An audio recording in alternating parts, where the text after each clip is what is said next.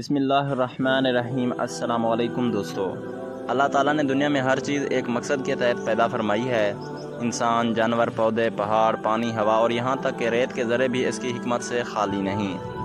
انہی جانوروں میں ایک عجیب اور دلچسپ جانور اونٹ بھی ہے، جو صحراؤں کا جہاز کہلاتا ہے۔ اونٹ ایک انتہائی صابر، محنتی اور وفادار جانور ہے، جو سخت سے سخت موسم، پیاس اور بھوک میں بھی اپنے مالک کے حکم پر چلتا ہے۔ لیکن اس کے ساتھ ساتھ اونٹ کے بارے میں کچھ ایسے انوکھے سوالات بھی سامنے آتے ہیں جنہیں سن کر یا پڑھ کر انسان سوچ میں پڑ جاتا ہے۔ انہی میں سے ایک سوال یہ بھی ہے کہ اونٹ جنسی ملاپ کے بعد آنسو کیوں بہاتا ہے، اور دوسرا سوال کہ اونٹ کا گوشت کھانے کے بعد وضو کیوں ضروری ہے۔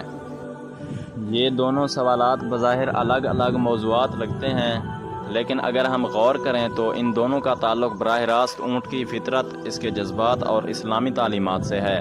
سب سے پہلے ہم بات کرتے ہیں کہ اونٹ جنسی ملاپ کے بعد آنسو کیوں بہاتا ہے۔ جانوروں کی دنیا میں آنسو بہانا عموماً کسی جسمانی یا جذباتی کیفیت کی علامت ہوتا ہے۔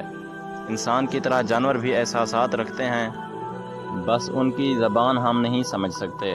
سائنسدانوں کے مطابق اونٹ ایک بہت حساس جانور ہے۔ جب وہ جنسی ملاپ کرتا ہے تو وہ نہ صرف جسمانی طور پر ایک تھکن اور تکمیل کی کیفیت میں آتا ہے، بلکہ اس کے جسم میں ایسے کیمیکل خارج ہوتے ہیں جو آنکھوں سے پانی نکالنے کا سبب بنتے ہیں۔ لیکن اسلامی تعلیمات اور کچھ صوفی بزرگوں کے اقوال میں یہ بھی کہا گیا ہے کہ اونٹ جنسی ملاپ کے بعد آنسو بہاتا ہے کیونکہ اس کے اندر شرم اور حیا کا جذبہ بھی موجود ہوتا ہے۔ بعض علماء کا کہنا ہے کہ اونٹ فطرتاً شرمیلا جانور ہے۔ جب وہ اس عمل سے فارغ ہوتا ہے تو ایک طرح کی شرمندگی کا اظہار آنکھوں سے آنسو کے ذریعے کرتا ہے، گویا کہ یہ ایک سائنسی یا طبی دلیل سے زیادہ ایک روحانی اور فطری تاثیر ہے۔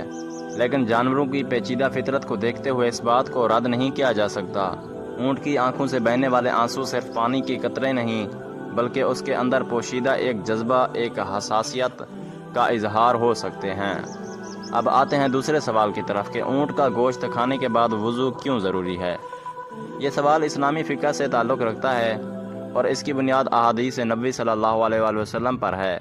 صحیح مسلم اور دیگر معتبر کتب حدیث میں یہ روایت موجود ہے کہ نبی کریم صلی اللہ علیہ وآلہ وسلم سے پوچھا گیا کہ کیا اونٹ کا گوشت کھانے کے بعد وضو کیا جائے، تو آپ نے فرمایا ہاں، اونٹ کا گوشت کھانے کے بعد وضو کرو۔ پھر جب پوچھا گیا کہ بکری کے گوشت کے بعد بھی وضو کیا جائے تو فرمایا نہیں، بکری کے گوشت کے بعد وضو ضروری نہیں۔ اس سے معلوم ہوتا ہے کہ اونٹ کے گوشت کے حوالے سے خاص ہدایت دی گئی ہے۔ اب سوال یہ پیدا ہوتا ہے کہ آخر اونٹ کے گوشت میں ایسی کیا خاص بات ہے جو وضو کو توڑ دیتی ہے۔ علماء کرام نے اس بارے میں کئی آراء دی ہیں۔ کچھ کا کہنا ہے کہ اونٹ کے گوشت میں ایک خاص قسم کی گرمی یا جاذبیت ہوتی ہے جو انسان کے مزاج اور نفس پر اثر ڈالتی ہے، اس لیے وضو کرنا ضروری قرار دیا گیا ہے تاکہ انسان تازہ ہو جائے اور طہارت حاصل کرے۔ بعض علماء نے فرمایا کہ یہ حکم تابعی ہے، یعنی اس کی اصل حکمت ہمیں مکمل طور پر معلوم نہیں، لیکن چونکہ نبی کریم صلی اللہ علیہ وآلہ وسلم نے حکم دیا ہے اس لیے ماننا فرض ہے۔ دین اسلام میں بعض احکام ایسے بھی ہوتے ہیں جو محض حکم رسول ہونے کی وجہ سے واجب العمل ہوتے ہیں، چاہے ان کی حکمت ہماری عقل میں آئے یا نہ آئے۔ اونٹ کے گوشت کے بارے میں ایک اور دلچسپ بات یہ بھی ہے کہ اونٹ ایک خاص قسم کا جانور ہے۔ اس کی خوراک، رہن سہن اور فطرت دوسرے جانوروں سے مختلف ہے۔ صحراؤں میں رہنے والا یہ جانور سخت مزاج، جفاکش اور کبھی کبھار بد مزاج بھی ہو سکتا ہے۔ اس کے گوشت کا اثر بھی مزاج پر پڑتا ہے، اس لیے وضو کرنے سے ایک طرح سے انسان جسمانی اور روحانی صفائی حاصل کر لیتا ہے۔ یہ بھی کہا جاتا ہے کہ اونٹ جن جگہوں پر بیٹھتا ہے وہاں جنات کا بسیرا ہو سکتا ہے۔ بعض احادیث میں اونٹوں کے ارد گرد میں نماز نہ پڑھنے کی ہدایت بھی دی گئی ہے، جبکہ بکریوں کے ارد گرد میں نماز پڑھنے کی اجازت ہے۔ ان احادیث سے بھی پتہ چلتا ہے کہ اونٹ کے ساتھ ایک خاص روحانی احتیاط برتنا ضروری ہے۔ یوں ہم دیکھتے ہیں کہ اونٹ محض ایک عام جانور نہیں، بلکہ اس کی فطرت، اس کی حرکات و سکنات اور اس کا گوشت سب کچھ منفرد ہے۔ اللہ تعالیٰ نے ہر جانور کے اندر کوئی نہ کوئی خاصیت رکھی ہے، لیکن اونٹ کے اندر کئی ایسی عجیب باتیں ہیں جو انسان کو غور و فکر پر مجبور کر دیتی ہیں۔ اس کا آنسو بہانا، اس کا گوشت وضو کو توڑ دینا، اس کا صحراؤں میں صبر کے ساتھ چلنا اور اپنی پیٹھ پر بوجھ اٹھانا، یہ سب چیزیں ایک بہت بڑی حکمت کا اظہار ہیں۔ ان سب باتوں سے ہمیں ایک بہت اہم سبق بھی ملتا ہے کہ ہمیں اللہ کی پیدا کی ہوئی ہر چیز کو عزت اور غور سے دیکھنا چاہیے۔ کبھی کسی جانور کے آنسو ہمیں اس کی اندرونی کیفیت کا پتہ بتا سکتے ہیں، اور کبھی کسی جانور کا گوشت ہمیں عبادت سے پہلے پاکیزگی کا سبق دے سکتا ہے۔